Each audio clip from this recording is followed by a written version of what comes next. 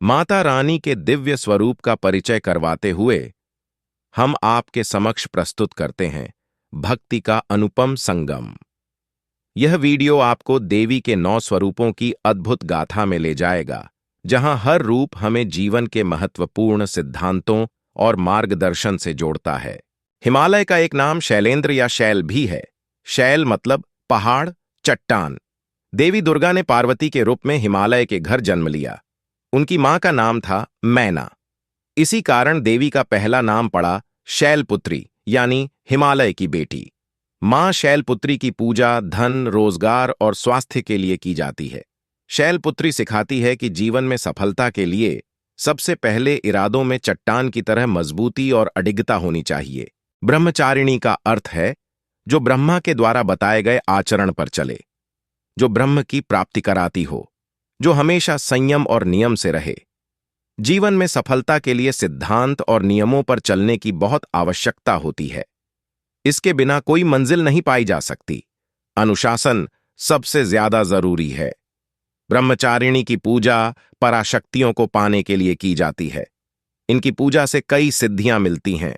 ये देवी का तीसरा रूप है, जिसके माथे पर घंटे के आकार का चंद्रमा है, इसलिए इनका नाम चंद्रघंटा है। ये देवी संतुष्टि की देवी मानी जाती है। जीवन में सफलता के साथ शांति का अनुभव तब तक नहीं हो सकता है जब तक कि मन में संतुष्टि का भाव ना हो। आत्मकल्याण और शांति की तलाश जिसे हो, उसे मां चंद्रघंटा की आराधना करनी चाहिए। कुष्मांडा देवी का चौथा स्वरूप है। ग्रंथों के अनुसार इन्हीं देवी की मंद मुस्कान से अंड यानी ब्रह्मांड की रचना हुई थी। इसी कारण इनका नाम कुष्मांडा पड़ा। ये देवी भय दूर करती हैं। भय यानी डर ही सफलता की राह में सबसे बड़ी मुश्किल होती है। जिसे जीवन में सभी तरह के भय से मुक्त होकर सुख से जीवन बिताना हो, उसे देवी कुष्मांडा की पूजा करनी चाहिए। भगवान शिव और पार्वती के पहले पुत्र हैं कार्तिकेय। उनका ही एक नाम है स्कंद। कार्तिकेय यानी स्कंद की माता होने के कारण देवी के 5वें रूप का नाम स्कंद माता है। उसके अलावा ये शक्ति की भी दाता है। सफलता के लिए शक्ति का संचय और सृजन की क्षमता दोनों का होना जरूरी है। माता का ये रूप यही सिखाता है और प्रदान भी करता है। कात्यायनी आशी कात्यायन की पुत्री हैं।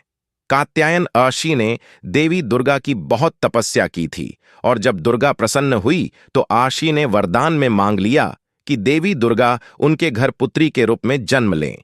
कात्यायन की बेटी होने के कारण ही नाम पड़ा कात्यायनी। ये स्वास्थ्य की देवी हैं। रोग और कमजोर शरीर के साथ कभी सफलता हासिल नहीं की जा सकती।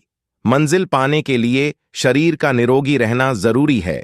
जिन्हें भी रोग, शोक, संताप से मुक्ति चाहिए, उन्हें देवी कात्यायनी को मनाना चाहिए।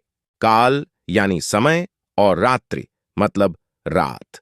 जो सिद्धियां रात के समय साधना से मिलती हैं, उन सब सिद्धियों को देने वाली माता कालरात्रि हैं। अलौकिक शक्तियों, तंत्र सिद्धि, मंत्र सिद्धि के लिए इन देवी की उपासना की जाती है। ये रूप सिखाता है कि सफलता के लिए दिन रात के भेद को भूला दीजिए। जो बिना रुके और थके लगातार आगे बढ़ना चाहता है, वो ही सफलता के शिखर पर पहुंच सकता है। देवी का 8वां स्वरूप है महागौरी। गौरी यानी पार्वती। महागौरी यानी पार्वती का सबसे उत्कृष्ट स्वरूप। अपने पाप कर्मों के काले आवरण से मुक्ति पाने और आत्मा को फिर से पवित्र और स्वच्छ बनाने के लिए महागौरी की पूजा और तप किया जाता है। ये चरित्र की पवित्रता की प्रतीक देवी हैं। सफलता अगर कलंकित चरित्र के साथ मिलती है तो वो किसी काम की नहीं। चरित्र उज्जवल हो तो ही सफलता का सुख मिलता है। ये देवी सारी सिद्धियों का मूल ओरिजिन है। देवी पुराण कहता है भगवान शिव ने देवी के इसी स्वरूप से कई सिद्धियां प्राप्त की। शिव के अर्धनारीश्वर स्वरूप में जो आदि देवी हैं, वो ये सिद्धिदात्री माता ही हैं। हर तरह की सफलता के लिए इन देवी की आराधना की जाती है। सिद्ध के अर्थ है कुशलता। कार्य में कुशलता और सलीका हो तो सफलता आसान हो जाती है। धन्यवाद कि आपने हमारे साथ यह आध्यात्मिक यात्रा पूरी की। हमें उम्मीद है कि देवी के इन 9 स्वरूपों की गाथा ने आपके जीवन में नई ऊर्जा और प्रेरणा का संचार किया होगा। देवी मां की कृपा सदैव आप पर बनी रहे और आपके जीवन को सफलता, समृद्धि और शांति से भर दें।